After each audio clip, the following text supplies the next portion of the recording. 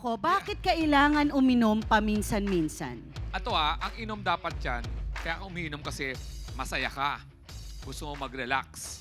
Huwag kang iinom na may problema ka. Kaya ka minsan pag umiinom ka, ay, ang saya na ngayon, inom tayo. Yun. Kaya minsan umiinom. Ikaw, Mama Carla, napainom ka na ba ng ibang reason? Oh, Wala. wala, di ba? Ang reason ko ng pag-inom lagi ay to enjoy. Yes, di ba? At pag wala akong problema, tas pag may extra, pag sweldo ko, Mm. painom, magpapainom, ganon. Oo. Pero alam mo, ano talaga yung pag-inom hindi talaga kailangan ubusan ng lahi eh. Oo. Ibig sabihin, wag mong ubusin yung energy. Naku. Basta laging doon ka lang sa tamang makulit ka na Oo, masaya ka. Oo, tapos kalma Kalma lang. ka na, 'di ba? Oo. Pero Mama Carla, alam mo, umabot ako sa point, mag-aamin ng tayo dahil alam mo naman sa face-to-face, totoo lang tayo dito. Nung binata ako, mga 18 to 25 years old, umabot ako sa punto na nagiinuman kami halos araw-araw. At kaya medyo nawala na yung saya niya.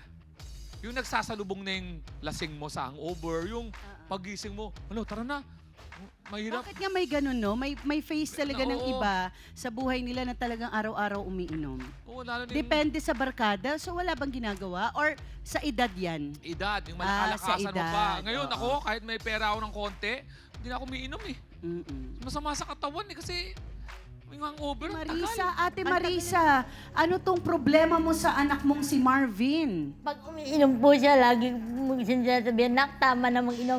Pag sinasaway ko, minumuri na po ko. Sabi niya, mamatay ka na, wala kang kwentang ina. Sabi ko, sayang magpalaki ko sa'yo na, dapat hindi na kita ginanyan.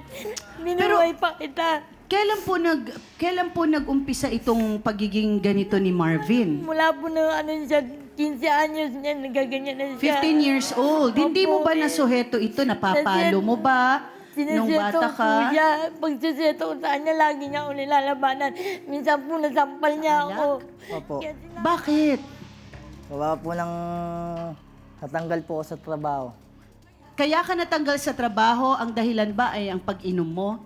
Nahuli po ako natutulog oras ng trabaho. Bakit ka natutulog? Puyat po eh. Dahil, Nagbuhos po kami ng biga eh. napuyat ka.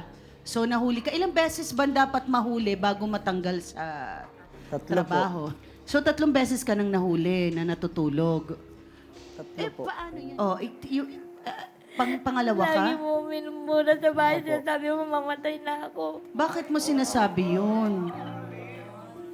Ano po, Kaya minsan po kasi pag nagiinuman po kami ng mga kaibigan ko, tatawagin niya ako para kumain. Sabi ko, busog pa po ako.